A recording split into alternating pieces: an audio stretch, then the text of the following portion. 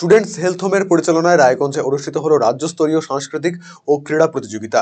রবিবার রায়গঞ্জের সুরেন্দ্রনাথ মহাবিদ্যালয়ে এই আয়োজন করা হয়। স্টুডেন্টস হেলথ হোমের সাধারণ সম্পাদক ডক্টর পবিত্র গোস্বামী বলেন, এই অনুষ্ঠানের পোশাকি নাম উৎসব, যা স্টুডেন্টস হেলথ হোমের ঐতিহ্য। জীবন যুদ্ধে লড়াই করতে গেলে সুস্থ মন ও সুস্থ শরীর দরকার। সেই বিষয়ে যে আঙিনায় প্রতিষ্ঠিত হতে চাক না কেন, এই দুটি অবশ্যই প্রয়োজন। সুস্থ মন ও সুস্থ শরীর গঠনের জন্য স্বাস্থ্য বিজ্ঞানের পরামর্শ মেনে স্টুডেন্টস হেলথ হোমে প্রতি বছরই এই আয়োজন করা হয়ে থাকে। এই সংস্থার অধীনে গোটা রাজ্যে 35টি আঞ্চলিক কেন্দ্র রয়েছে। প্রাথমিক স্তরে প্রতিযোগিতামূলক অনুষ্ঠানের পর জোনাল স্তরে প্রতিযোগিতা হয়েছিল। সেখানে স্থানাধিকারীদের নিয়ে রবিবার অনুষ্ঠিত হলো রাজ্য স্তরের প্রতিযোগিতা। এখানে কাবাডি, খো-খো, নাচ, গান, আবৃত্তি, কুইজ সহ একাধিক ইভেন্টে প্রায় 750 জন প্রতিযোগী অংশ নিয়েছেন।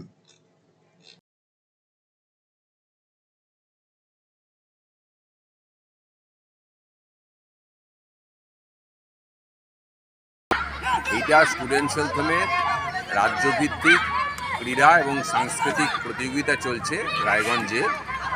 আমাদের পোশাকির নাম হচ্ছে উৎসব।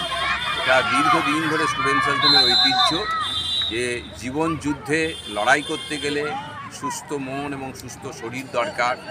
সে জীবনের যে আঙিনাতেই প্রতিষ্ঠিত হতে চাক, এই দুটি ছাড়া কখনো একটা মানুষ ভালো থাকতে পারে না। সেই সুস্থ মন গঠনের জন্যে, সুস্থ শরীর গঠনের জন্যে আমরা চিকিৎসকদের পরামর্শ মতন বা এই যে স্বাস্থ্য বিজ্ঞানীদের পরামর্শ মতন খেলাধুলা এবং সংস্কৃতির চর্চা বিশেষ প্রয়োজন বলে স্টুডেন্টস হেলথ হোম বহুকাল ধরেই চিহ্নিত করেছে। সেই জন্যে আমাদের স্টুডেন্টস হেলথ হোমে বর্তমানে সারা পশ্চিমবাংলা ব্যাপী 35টা আঞ্চলিক কেন্দ্র রয়েছে। এই 35টা আঞ্চলিক কেন্দ্রের নিজেদের মধ্যে তাদের প্রতিযোগিতা হয়েছে সেখানকার বিদ্যালয়গুলির ছাত্রছাত্রীদের মধ্যে। তারপরে খেলার ক্ষেত্রে মেয়েদের খো-খো এবং ছেলেদের কবাডি, এটা নিয়ে পশ্চিমবাংলার 4টি জোন ভাগ করে, মধ্যবঙ্গ, উত্তরবঙ্গ, এইভাবে 4টি জোন ভাগ করে তাদের মধ্যে জোনাল প্রতিযোগিতা হয়েছে।